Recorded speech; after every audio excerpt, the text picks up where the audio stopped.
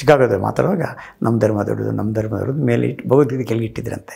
ಅರ್ಜುನ, ನಾನು ಯಾರ ಬಗ್ಗೆ ದ್ವೇಷವೂ ಇಲ್ಲ, ಯಾರ ಬಗ್ಗೆ ಪ್ರೀತಿಯೂ ಇಲ್ಲ. ನೀ ಏನು ಕೆಲಸ ಮಾಡ್ತೀಯೋ ತದಾಸ ಅನ್ನೋದೇ ನನ್ನ ಕೆಲಸ. ದೇವ ಅನ್ನೋ ಪದ ಯಾಕೆ ಬಂತು ಅಂದರೆ ದೇಹದಲ್ಲಿ ವಾಸ ಮಾಡೋದ್ರಿಂದ ದೇವ.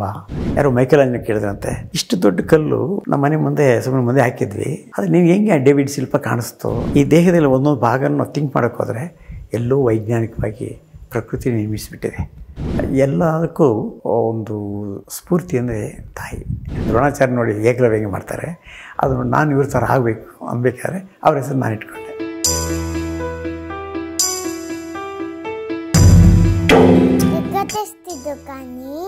ಸಬ್ಸ್ಕ್ರೈಬ್ ಮಾಡಿ ಪ್ಲೀಸ್. ನಮಸ್ಕಾರ ಸಂದೀಪ್ರೇ, ನಮಸ್ಕಾರ. ಸೊ ನಿಮ್ಮ ಹೆಸರು ಒಳ್ಳೆ ಸಂದೀಪ ಅಂತ. ಸಂದೀಪ ಅಂದರೆ ಸೂರ್ಯನಿಗೆ ಹೇಳ್ತಂತೆ ಆ ದೀಪ.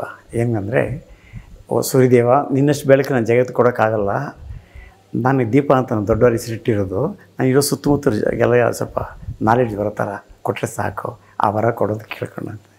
ಅದಕ್ಕೆ ಸಂದೀಪ, ಶುಭವಾದ ದೀಪಗಳು. ಮನೆ ಬೆಳಗಬೇಕು ದೀಪ, ಹೆಣ್ಣಿಗೂ ದೀಪ ಅಂತ ಕರಿತೀವಿ. ಅದಕ್ಕೆ ಜಗತ್ತಲ್ಲಿ ಎಲ್ಲರ ಹೃದಯದಲ್ಲಿ ದೀಪ ಆಗಿ ಬೆಳಗಬೇಕು, ಧೂಪವಾಗಿ ಬೆಳಗಬಾರ್ದು. ಧೂಪ ಯಾವತ್ತೂ ಒಂದು ರೀತಿ ಆಗುತ್ತೆ. ಅದಕ್ಕೆ ಒಂದು ಊದ್ಕಡ್ಡಿ ಇಡೋ ಅರ್ಥ ಕೂಡ ಅದೇ ಅರ್ಥ. ಕಡ್ಡಿ ಬಂದು ನಾವು, ಆ ಬೆಂಕಿ ಬಂದು ಜ್ಞಾನ, ಆ ಬೂದಿ ಬಂದು ಕಾಲ, ಅದು ಹೋಗ್ತಾ ಇರುತ್ತೆ. ಕಿಟಕಿಗಳೆಲ್ಲ ಬಂದ್ ಮಾಡಿದಾಗ ಆ ಸ್ಮೋಕಿಂಗ್ ಸ್ಟ್ರೈಟಾಗಿ ಹೋಗುತ್ತೆ ನೋಡಿ, ಅದು ಏಕಾಗ್ರತೆ. ಆ ಭಗವಂತ ನೆನೆಸ್ಕೊಂಡು ಆ ನಮ್ಮ ಯೋಚನೆಗಳನ್ನು ಕಿಟಕಿಗಳು ಬಂದ್ ಮಾಡಿಕೊಂಡು ಹಾಗೇ ದೇವರಿಗೆ ಅರ್ಪಣೆ ಆಗಿದಾಗ ನಾನು ಈ ರೀತಿ ನಿನಗೆ ಅರ್ಪಣೆ ಮಾಡ್ತೀನಿ ಅಂತ ಕಡ್ಡಿ ಅರ್ಥ ಬರುತ್ತೆ. ದೀಪ ಹಚ್ಚಿ ಸ್ವಾಮಿಗೆ ಇಟ್ಟಾಗ ಅದು ಆರತಿ ಎತ್ತೀವಿ. ಇಡೀ ಯೂನಿವರ್ಸಲ್ಗೆ ಎಲ್ಲ ದೇವರು ಸರ್ವದೇವ ನಮಸ್ಕಾರಂ ಕೇಶವ ಪ್ರೇಯಸಿ ಅಂತೇಳಿ ನಮಸ್ಕಾರ ಮಾಡಿ ಇಡ್ತೀವಿ. ಹೀಗಾಗಿ ಎಲ್ಲವೂ ಕೂಡ ನಮ್ಮಲ್ಲಿ ಏನಿದೆ ಪ್ರಕೃತಿಯಲ್ಲಿ ಎಲ್ಲೂ ನಮ್ಮಲ್ಲಿ ಇದೆ ಅಂತ ನಾವು ಹೇಳ್ತಿಲ್ಲ. ಸಾಕ್ಷಾತ್ ಕೃಷ್ಣ ಭಗವದ್ಗೀತೆಯಲ್ಲಿ ಹೇಳಿದ್ದಾನೆ. ಅದೇ ವಿಶ್ವರೂಪ ದರ್ಶನ. ಕಣ್ಣು ಮುಚ್ಚಿಕೊಳ್ತಾನೆ.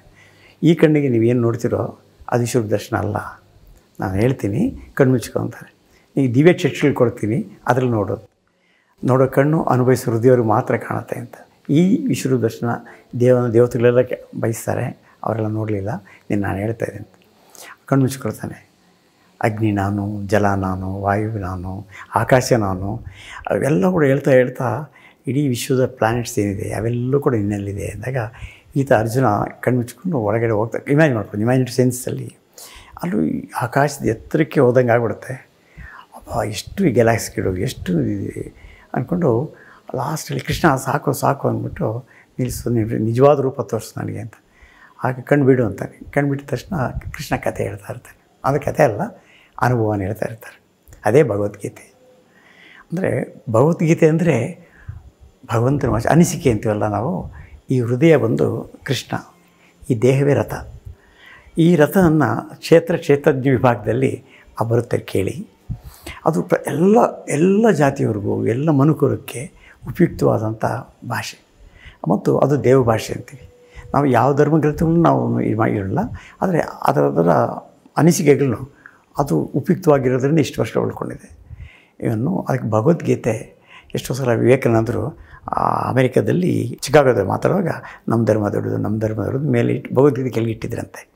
ಆಗ ವಿವೇಕಾನಂದ ಎಷ್ಟು ಚೆನ್ನಾಗಿ ಹೇಳಿದ್ರಂತೆ, ಸನಾತನ ಧರ್ಮ ಎಲ್ಲದಕ್ಕೂ ಬುಡ ಇದ್ದಂಗೆ. ಯಾರೋ ಪುಣ್ಯಾತ್ಮರು ಕೆಳಗಿಟ್ಟಿದ್ದಾರೆ. ಈ ಮರದ ರೆಮ್ಮೆ ಕೊಂಬುಗಳೆಲ್ಲ ಬೇರೆ ಬೇರೆ ಆದರೂ ಕೂಡ ನಾವೆಲ್ಲ ಅಣ್ಣ ತಮ್ಮಂದರು ಅಂತ ಭಾವನೆಯಿಂದ ಸೋದರ ಸೋದರಿಯರು ಅಂತೇಳಿ ಇದಕ್ಕೆಲ್ಲ ಮರ ಭಾರತ ಬುಡ. ಅದು ತುಂಬ ಚೆನ್ನಾಗಿರ್ತೀರಿ. ಮತ್ತೆ ಕೆಳಗಿಟ್ಟು ಪುಸ್ತಕಗಳು ಜೋಡಿಸಿ ಇದಾಗಿದೆ.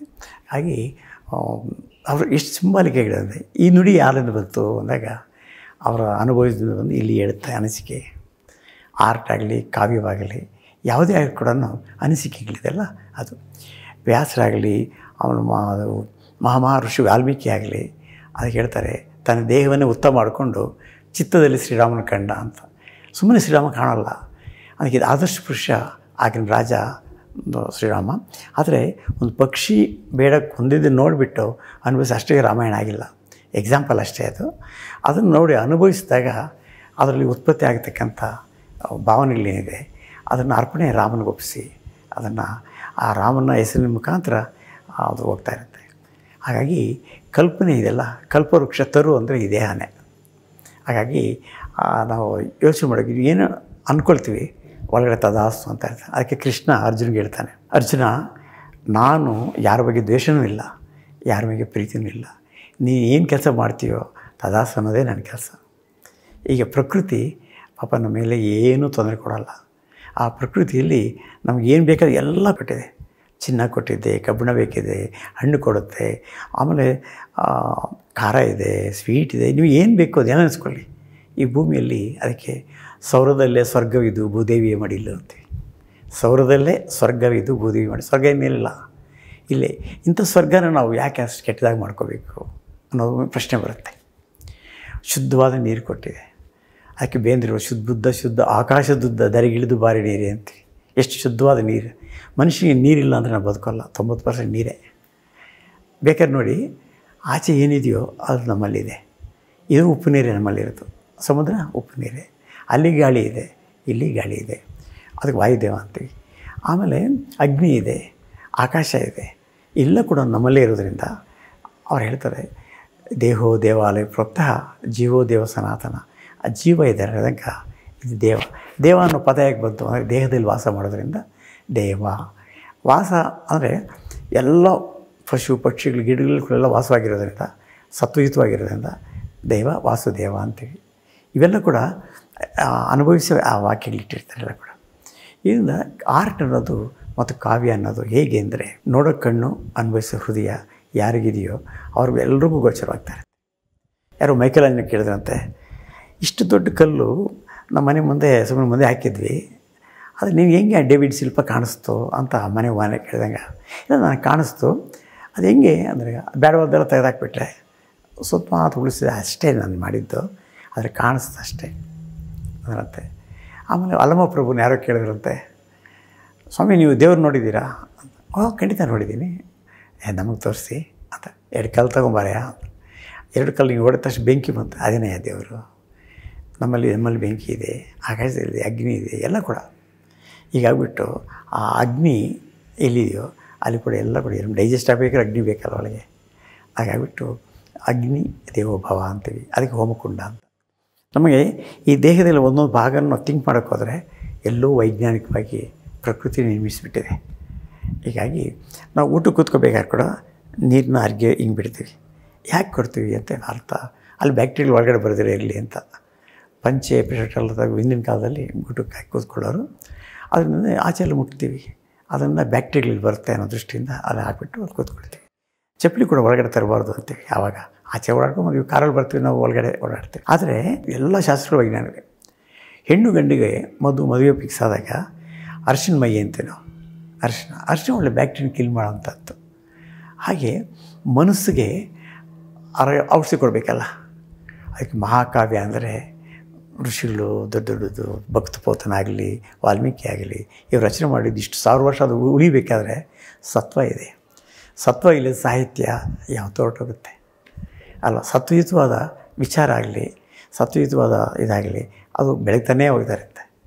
ಅದಕ್ಕೆ ಶಂಕರಾಚಾರ್ಯರು 4 ಮಠಗಳು ತುಂಬಿಸಿ, ಆ ಕಾಲದಲ್ಲಿ ಮೀಡಿಯಾ ಇಲ್ಲ, ವಾಹನಗಳ ಸೌಕರ್ಯ ಇಲ್ಲ ಅಂತ ಕಡೆ ಕಾಶ್ಮೀರ್ನಲ್ಲಿ ಹೋಗ್ಬಿಟ್ಟು ಶಾರದಾ ಪೀಠದ ಕಡೆ ಮತ್ತು ಶೃಂಗೇರಿಯಲ್ಲಿ ಇವೆಲ್ಲ ಇವತ್ತು ಕೂಡ ಅದು ಜೀವಂತವಾಗಿ ಇದೆ. ಅಂದರೆ ಅವರು ಎಷ್ಟು ಸಂಕಲ್ಪನೆ ಮಾಡಿದಾರಲ್ವ. ಅದಕ್ಕೆ ಅನುಭವಿಸಿ ಹೇಳ್ತಾರೆ, ಸಂಕಲ್ಪ ಅನ್ನೋದು ಬಿಲ್ಲಕ್ಕೆ ಕಟ್ಟಿದ ದಾರ ಇದ್ದಂಗೆ. ನಿಮ್ಮ ನಿರ್ಧಾರವೇ ಆಧಾರ. ಅದಕ್ಕೆ ನಿಮ್ಮ ಗುರಿಯನ್ನು ಬಾಣ ಆ ದಾರ ಗಟ್ಟಿಯಾಗಿದ್ದರೆ ಆ ಗುರಿಯನ್ನು ಬಾಣ ಸ್ಟ್ರೈಟಾಗಿ ಹೋಗುತ್ತೆ. ಇಲ್ಲಾಂದರೆ ದಾರ ಸರಳವಾದಾಗ ಬಾಣ ಅಲ್ಲಿ ಬಿದ್ದೋಗುತ್ತೆ. ಅದು ಪ್ರತಿಯೊಬ್ಬರು ಕೂಡ ಕರ್ಮಯೋಗಿ ಆಗಬೇಕಾದ್ರೆ ನಿರ್ಧಾರ ಭಾಳ ಮುಖ್ಯ. ಯಾರೋ ಕೇಳಿದರು, ವರ್ಮಾವ್ರು ಈ ಚಿತ್ರ ಬರೆಯೋಕ್ಕೆ ನಿಮಗೆ ಆಧಾರ ಏನು ಅಂತ ಕೇಳಿದ್ರು ವಿದ್ವಾಂಸರು. ಮಾಡಿದ್ರೆ ನಮ್ಮ ನಿರ್ಧಾರವೇ ನಮ್ಮ ಆಧಾರ ಅಂತ ಹೇಳಿದೆ. ಅದು ನಕ್ಕರು. ಆದರೂ ಯೋಚನೆ ಮಾಡಿದೆ. ನಾನು ತಮಾಷೆ ಹೇಳಿದ್ನ, ಅದು ಹೇಳಿದಾಗ ಅಂದ್ಕೊಂಡ್ವಿ, ನಿರ್ಧಾರ ಬೇಕು ಮನುಷ್ಯನಿಗೆ, ಸಂಕಲ್ಪ. ಆ ಸಂಕಲ್ಪ ಅನ್ನೋದು ದಾರ, ನಿರ್ಧಾರ. ಆವಾಗ ನಮ್ಮ ಗುರಿನ ಅದು ಕರೆಕ್ಟಾಗಿ ಶೇಕ್ ಮಾಡಬಾರ್ದು. ರೇಡಿಯೋದಲ್ಲಿ ಕೂಡ ನೀವು ನೀಡಲು ಕರೆಕ್ಟಾಗಿ ಇಟ್ಟರೆ ಸ್ಟೇಷನ್ ಕರೆಕ್ಟಾಗಿ ಬರುತ್ತೆ. ಅದು ಸ್ವಲ್ಪ ಆ ಕಡೆ ಹೋದ್ರೆ ಬೇರೆ ಸ್ಟೇಷನ್ ಬಂದುಬಿಡ್ತಲ್ಲ ಸಂದೀಪ್ರೆ. ಹಾಗಾಗಿ ನಮ್ಮ ಮನಸ್ಸಿನ ಏಕಾಗ್ರತೆಯಿಂದ ನಾವು ಮಾಡಬೇಕಾದ್ರಿಂದ ಮನೋ ನಿಗ್ರಹಕ್ಕೆ ಒಂದು ವಿಗ್ರಹ ಬೇಕು ಅಂತ ವಿಗ್ರಹ ಆದರೆ ಶುರುವಾಯಿತು. ಆ ವಿಗ್ರಹ ಹೇಗೆ ಬರ್ತೋ ನಮ್ಮ ಅದಕ್ಕೆ ಸ್ಟ್ರೈಟಾಗಿರುತ್ತೆ ವಿಗ್ರಹಗಳು. ಅದು ಏಕ ಅಗ್ರತೆ ಅದು ಮನಸ್ಸಾಗಲಿ. ಮತ್ತು ಅದು ಕಲಾತ್ಮಕವಾದ ಹೆಂಗಿರಬೇಕಂದ್ರೆ ತ್ರಿಭಂಗಿ ಅಂತ ಹೇಳ್ಬಿಟ್ಟು ಲಾಲಿತ್ಯಗಳು, ಭಂಗಿಮಗಳು ಏನು ಬರುತ್ತೆ ಅದು ಬ್ಯೂಟಿ ಕೊಡುತ್ತೆ. ಸಂಗೀತ ಅಲೆಯಾಗಿ ಮರ್ಜಾಗಿ ಮತ್ತೆ ಎಲ್ಲೋ ಮಿಕ್ಸ್ ಆಗಿ ದೂರ ಹೋಗ್ತಾ ಇರುತ್ತೆ. ಅದನ್ನು ನಾವು ಊದುಕಡ್ಡಿ ಹೊಗೆಯಲ್ಲಿ ನೋಡ್ಬೋದು ರಾಗ. ಒಬ್ರು ಯಾರೋ ಕೇಳಿದ್ರು, ಪರಮಾರ್ ಸಂಗೀತ ಹಿಂದೂಸ್ತಾನಿ ರಾಗಕ್ಕೂ ಕರ್ನಾಟಕ ರಾಗಕ್ಕೂ ವ್ಯತ್ಯಾಸವೇನು ಅಂತ ನಾವು ಕಣ್ಮುಚ್ಚಿ ಯೋಚನೆ ಮಾಡಿದೆ. ಆಮೇಲೆ ಅದು ಯೋಚನೆಗೆ ಒಳೆಯುತ್ತಲ್ಲ ಒಳಗಡೆ, ಅದು ನಾನು ಅಂದ್ಕೊಂಡೆ. ಒಂದು ತಂಬೂರ ಕೊಟ್ಟು ಒಂದು ಕೈ 2 ಬೆರಳಿಂದ ನುಡಿಸೋ ಥರ ಮಾಡಿ, ಆ ತಂತಿಗಳೇ ಸಪ್ತಸ್ವರ ಅಂದರೆ ರೈನ್ಬೋನ 7 ತಂತಿಗಳಾಗಿ ಮಾಡಿಬಿಟ್ಟು ಕೈಗೆ ನುಡಿಸೋ ಥರ ಮಾಡಿ, ಬರೀ ಕೈ ಮಾತ್ರ ಅಷ್ಟೇ. ಇನ್ನೊಂದು ಊದುಕಡ್ಡಿ ಇಚ್ಚಿಬಿಟ್ಟು ಅದು ಕಂಟಿನ್ಯೂ ಹೋಗ್ತಾಯಿದೆ, ಅದು ಹಿಂದೂಸ್ತಾನಿ. ಈ ಕಡೆ ಊದುಕಡ್ಡಿ ಇಟ್ಟಿದ್ದೀನಿ, ಆ ಸ್ಮೋಕ್ ಕಟ್ಟಾಗಿ ಬರ್ತಾಯಿದೆ, ಅದು ಕರ್ನಾಟಕ ರಾಗಕ್ಕೂ ಹಿಂದೂಸ್ತಾನಿ ರಾಗಕ್ಕೂ ವ್ಯತ್ಯಾಸ ಅಂದಾಗ ಭಾರಿ ಖುಷಿ ಅನಿಸ್ತು. ಇಲ್ಲಿ 24 ಗಂಟೆ ನಾನ್ ಸ್ಟಾಪ್ ಕಾವ್ಯ ಚಿತ್ರ ಒಂದಾಗ್ತದೆ. ನಮಗೆ ಡಾಕ್ಟರ್ ಶತಾವಧಾನಿ ಗಣೇಶ್ ಅಂತೇಳಿ ಒಂದು ಇವರು ವಿದ್ವಾಂಸರು, ಕೇಳಿರ್ತೀರಿ ನೀವು, ಸಾಕಷ್ಟು ಎಲ್ಲರಿಗೂ ಗೊತ್ತು. ಅವರು ಮತ್ತು ನಮ್ಮ ಚಿತ್ರಕಲೆಯನ್ನು 24 ಗಂಟೆ ಅವ್ರ ಕಾವ್ಯ, ಅದಕ್ಕೆ ಅರ್ಥ ಚಿತ್ರ ಬರೆಯೋದು ನಾವು. 24 ಗಂಟೆಗಳ ಕಾಲ ರಾಷ್ಟ್ರೋತ್ಥಾನ ಕಾರ್ಯಕ್ರಮ ಇದು ಬಿಲ್ಡಿಂಗಲ್ಲಿ ಕೇಶವಶಿಲ್ಪದಲ್ಲಿ ನಡೀತು. ಆವಾಗ ಇದು ಶನಿವಾರ ದಿನ ಶುರುವಾಗಿ ಭಾನುವಾರ ದಿನ ಸಂಜೆ ಮುಗೀತು. ನಾನು ಹೇಳಿದೆ, ಗಣೇಶ ನಾವು ಹೋಗ್ಬಿಟ್ಟಿದ್ವಿ, ಪ್ರೆಸ್ ಮೀಟಿಂಗ್ ಎಲ್ಲ ಮಾಡಿದ್ವಿ. ಆದರೆ ನನಗೆ 12 ಗಂಟೆ ಸಹಜವಾಗಿ ಮನುಷ್ಯನಿಗೆ ನಿದ್ದೆ ಬರೋ ಸಮಯ. ಆವಾಗ ಕಣ್ಣು ಹೇಳ್ಕೊಂಡು ಹೋದಾಗ ಏನು ಮಾಡೋದು ಅಂದಾಗ ದೈವಿಚ್ಛೆ ಅದೆಲ್ಲ ಅವ್ರು ನೋಡ್ಕೊಳ್ತಾನೆ. ಒಪ್ಕೊಂಡಿದ್ವಿ, ಬನ್ನಿ ಆಗುತ್ತೆ ಬನ್ನಿ ಅಂದರೆ ಗಣೇಶ್ ಅವರು. ಆಗ ಶುರು ಮಾಡಿ 125 ಚಿತ್ರಗಳು ನಂದಾಯಿತು, 160 ಕಾವ್ಯಗಳು ಅವ್ರದ್ದಾಯಿತು. ಇವೆಲ್ಲ ಕೂಡ ಇಲ್ಲ, ಅವರು ಯೋಚನೆ ಮಾಡ್ತಾಯಿಲ್ಲ ಅಂಥ ಮಹಾಕವಿ. ಅವರು ಕೂಡ ನನಗೆ ಒಂಥರ ನೆನೆಸ್ಕೊಳ್ತೀವಿ, ಇನ್ಸ್ಪಿರೇಷನು. ಭಗವಂತ ಯಾರನ್ನ ನಾನು ಪರಿಚಯ ಮಾಡಬೇಕಾದ್ರೆ ಕೂಡ ದೈವಿಚ್ಛೆ ಅಂತೀವಲ್ಲ. ನಿಮ್ಮ ಬಾಲ್ಯ ಎಲ್ಲ ಆಗುತ್ತೆ ಅಂದರೆ ನಿಮ್ಮ ಇಷ್ಟೆಲ್ಲದಕ್ಕೂ ಈಗ ನಿಮ್ಮ ಹಿಂದ್ಗಡೆ ನೋಡಿದ್ರು ಕೂಡ ಸಾಕಷ್ಟು ಚಿತ್ರಗಳನ್ನ ಕಾಣ್ತಿದೆ. ಎಲ್ಲ ಚಿತ್ರಗಳು ಎದ್ದು ಬಂದು ಮಾತಾಡಿರೋ ರೀತಿ ಇಲ್ಲಿ ಬಿಂಬಿತ ಆಗ್ತಾ ಇದೆ.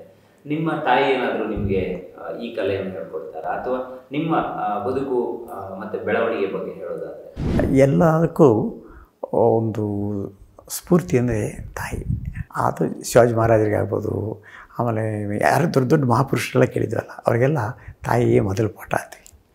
ಹಾಗೆ ತಾಯಿ ನಿಜವಾದ ಟೀಚರ್ ಅವರು ಚಿತ್ರ ಬರೀತಾಯಿದ್ರು. ಡಾಕ್ಟರ್ BS ಜಯಲಕ್ಷ್ಮಮ್ಮ ಅಂತ ಅವ್ರ ಹೆಸರು. ಅವ್ರು ಮಾಡ್ತಾಯಿದ್ರು. ಲಕ್ಷ್ಮೀ ಚಿತ್ರಗಳೆಲ್ಲ ಅವ್ರದ್ದು ಟ್ರೆಡಿಷನಲ್ ಟೈಪಲ್ಲಿ ಅವ್ರದ್ದು ಕೂಡ. ನಾವು ಕದ್ದು ಬಾಗಿಲಿಂದ ಬರೀತಾಯಿದ್ವಿ.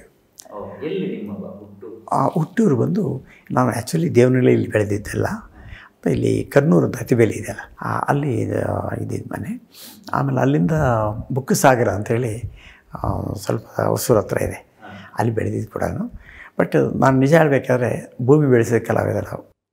ನಾನು 7ನೇ ವಯಸ್ಸಿಗೆ ಮನೆ ಬಿಟ್ಟು ಚಿಕ್ಕ ಹುಡುಗ ಇದ್ದಾಗ ಕಲೆಯ ಒಂದು ಉತ್ಸಾಹ ತಿಳ್ಕೊಳ್ಳೋಕ್ಕೋಸ್ಕರ ಅದು ಬಂದೆ. ಆಗ ನಮ್ಮ ಟೀಚರ್ ಹೇಳಿದ್ರು, ಈ ಜೊತೆಗೆ ವಿದ್ಯೆನೂ ಓದಬೇಕಪ್ಪ ನೀನು ಅಂತ. ನನ್ನ ಮನಸ್ಸಲ್ಲಿ ಏನು ಹೇಳ್ತಾಯಿದೆ, ಇಲ್ಲ ಅವರು ಮಹಾಪುರುಷರು ದೊಡ್ಡದು ಬರೆದಿರಲ್ಲಿ ನೋಡಬೇಕು ಅನಿಸ್ತು ಹೇಳೋರು. ಮುಂದೆ ಈ ಶ್ರೀನಿವಾಸ ವರ್ಮ ಆಗ್ತಾರೆ, ರವಿವರ್ಮ. ನಾನು ವರ್ಮ ಅನ್ನೋದು ಅದೇ ಫಸ್ಟ್ ಟೈಮ್ ಕೇಳಿದ್ದು. ಆಗ ಮಾನಸ ಗುರುಗಳಾಗಿ ರವಿವರ್ಮನ ನಾನು ಇಟ್ಕೊಂಡು, ರವಿವರ್ಮ ಯಾರು ಅಂತ ನಾನು ಕೇಳಿದೆ ಯಾರಿಗೂ. ನೀವು ಅವ್ರ ಪೇಂಟಿಂಗ್ ನೋಡ್ಬೇಕಾದ್ರೆ ಜಗನ್ಮೋಹನ್ ಪ್ಯಾಲೇಸ್ ಇದೆಯಲ್ಲ ಮೈಸೂರಲ್ಲಿ, ಅದು ನೋಡಿ ಅಂದಾಗ ಅನಿಸ್ತು ನನಗೆ, ವಾ ಇಂಥ ಮಾನಸ ಗುರುಗಳು. ಈಗ ದ್ರೋಣಾಚಾರ್ಯ ನೋಡಿ ಏಕಲವ್ಯ ಮಾಡ್ತಾರೆ, ಅದು ನೋಡಿ ನಾನು ಇವ್ರ ಥರ ಆಗಬೇಕು ಅನ್ಬೇಕಾದ್ರೆ ಅವ್ರ ಹೆಸರು ನಾನು ಇಟ್ಕೊಂಡೆ. ಯಾಕೆ ಅಂದರೆ ವರ್ಮ ಅಂತ ನನಗೆ ಕರೆದೆ, ರವಿವರ್ಮನ ಜ್ಞಾಪಕ ಬಂದೇ ಬರುತ್ತೆ. ಆದರೂ ಬರುತ್ತೆ ಅಂದರೆ ಎಷ್ಟೋ ಸಲ ಒಳ್ಳೆಯ ಕೃತಿಗಳು ಒಳ್ಳೆಯ ಕೆಲಸ ಮಾಡಿದವ್ರನ್ನ ಇವತ್ತು ರವಿವರ್ಮ ಪ್ರಾತಸ್ಮರಣೀಯರು ಎಲ್ಲ ಶ್ಲೋಕಗಳಲ್ಲಿ ಬರುತ್ತೆ. ಅದು ಪ್ರಾತಸ್ಮರಣೀಯ ಇದರಲ್ಲಿ ಉಳಿಬೇಕಾದ್ರೆ ಜನ ಇದೆಲ್ಲ, ಜನವೇ ಜನಾರ್ದನ. ಜನ ಸೆಲೆಕ್ಟ್ ಮಾಡಬೇಕು. ಇವತ್ತು ಜನ ಓಟ್ ಹಾಕಿದ್ರೇ ಒಬ್ಬ ಪ್ರೈಮ್ ಮಿನಿಸ್ಟರ್ ಆಗೋದು. ಜನ ಬಂದರೆ ದೇವಸ್ಥಾನ ಬಾಗಿಲು ಕೂಡ ತೆಗೆಯೋದು. ಜನ ಇಷ್ಟಪಟ್ಟಿಲ್ಲ ಅಂದರೆ ದೇವಸ್ಥಾನ ಬಾಗಿಲಾಗುತ್ತೆ. ಅದಕ್ಕೋಸ್ಕರ ಜನ ಅನ್ನೋದೇ ಜನಾರ್ದನ ಅಂತ. ಅದಕ್ಕೆ ನರನಾರಾಯಣ ಅಂತ ನಾವು ಕರೆಯೋದು. ಎಲ್ಲ ಕೆಲಸಗಳು ನಮ್ಮ ರೋಬೋಟನ್ನು ದೇಹಕ್ಕೆ ಒಪ್ಪಿಸ್ಬಿಟ್ಟಿದ್ದಾನೆ ಭಗವಂತ. ಅವನು ಕಾಣಿಸ್ಕೊಳ್ಳಲ್ಲ. ಹಾಗಾಗಿ ಯಾಕೆ ಕಾಣಿಸ್ಕೊಳ್ಳಲ್ಲ ಅಂದರೆ ಅವನು ಶರೀರ ಇಲ್ಲ, ಶಕ್ತಿ. ಇಡೀ ಬ್ರಹ್ಮಾಂಡವೇ ಅವನ ಕೈಲಿದೆ. ಅಖಿಲಾಂಡ ಕೋಟಿ ಬ್ರಹ್ಮಾಂಡ ನಾಯಕ ಆದಿ ಮಧ್ಯಂತರ ರಹಿತ ಅಂತಲೇ ಹೇಳ್ತಾರೆ. ಸಹಿತ ಅಂತ ಹೇಳಿದರೆ ಹುಡುಕ್ಬೋದಾಗಿತ್ತು. ಅದಕ್ಕೆ ಕನಕದಾಸರು ಹೇಳ್ತಾರೆ, ನೀನು ನನ್ನಲ್ಲಿ ನಾನು ನಿನ್ನಲ್ಲಿ ಎಲೆಯ ಹುಡುಕಲಿ ನಿನ್ನ. ಎಷ್ಟು ವೈಜ್ಞಾನಿಕ ಇದೆ ನೋಡಿ. ಬಲ್ಪ್ ಒಳಗಡೆ ಕರೆಂಟ್ ಇರುತ್ತೆ, ಅವನು ಕಾಣುತ್ತೆ, ಮುಟ್ಟೋಕ್ಕಾಗಲ್ಲ. ಆದರೆ ನಾವೆಲ್ಲ ಬಲ್ಪ್ಗಳಿದ್ದಂಗೆ ಬರ್ನ್ ಆಗೋವಂಥವ್ರು. ಕರೆಂಟ್ ಯಾವತ್ತೂ ಬರ್ನ್ ಆಗೋಲ್ಲ. ಅದಕ್ಕೆ ಆತ್ಮ ಯಾವತ್ತೂ ಅದಕ್ಕೆ ನೀರಲ್ಲಿ ನೆನೆಸೋಲ್ಲ, ಬೆಂಕಿಯಲ್ಲಿ ಸುಡಲ್ಲ. ಆತ್ಮ ಯಾವತ್ತೂ ಇದೆ. ಅದಕ್ಕೆ ಇದು ಬಿಂಬ, ಅದು ಪ್ರತಿಬಿಂಬ. ಅದು ಬಿಂಬ, ಇದು ಪ್ರತಿಬಿಂಬ. ಅದಕ್ಕೆ ಇದು ಸೋಲ್, ಅದು ಸೋಲಾರ್ ಅಂತೀವಿ. ಸೂರ್ಯ ಅವನು ನಮ್ಮೆಲ್ಲದಕ್ಕೂ ಕಾರಣಪುರುಷ. ಅಂದರೆ ಇಂಥ ಸೂರ್ಯಗಳು ಬೇಕಾದಷ್ಟಿದೆಲ್ಲ ಗ್ಯಾಲಾಕ್ಸಿಯಲ್ಲಿ ಅಂತ ಹೇಳಿದಾಗ ಇರ್ಬೋದು.